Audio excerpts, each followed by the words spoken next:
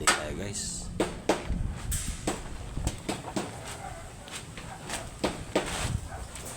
Bale, ito na yung ginagawa namin kanina.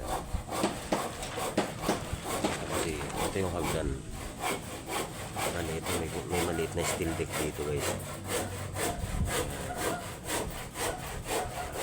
Nakita ko sa inyo na may mga ano na. Tapos ito, yan yung inaano ng pinsan ko na yan. Yan yung mga sinasabi ko kaninang walang tukod. Yan na lang ang gagawin namin guys. Tapos yung sa kabila, pwede na kayo mag steel deck guys. Yung steel deck na ito dito kompleto na to guys. May mga tukod na rin yung doon, mga tubo. Kaya pwede na namin steel deckan to. Siguro bukas na o kaya mamaya basta matapos lang. Oras na rin kasi guys, pasado 2:00 na rin. Kaya siguro mangyayari naman, iakyat na lang namin yung steel deck dito. Hanapin yung mga sukat nito. Sasalansan na namin yung dito.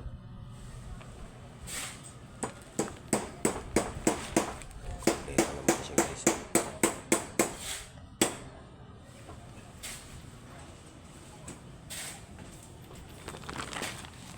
Ganyan.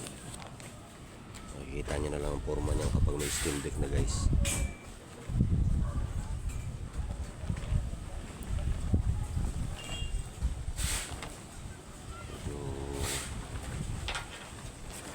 Maselan din kasi talaga gagawa na itong mga safe na ito. Kailangan pantay-pantay talaga sila.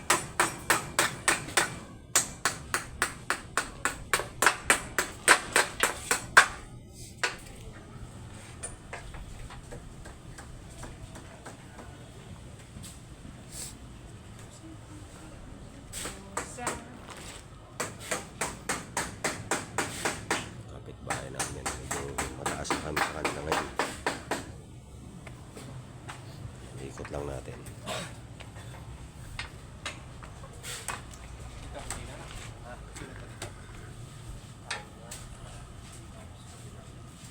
Sige guys, nandito na lang muna tong video na to at kailangan na namin tapusin to.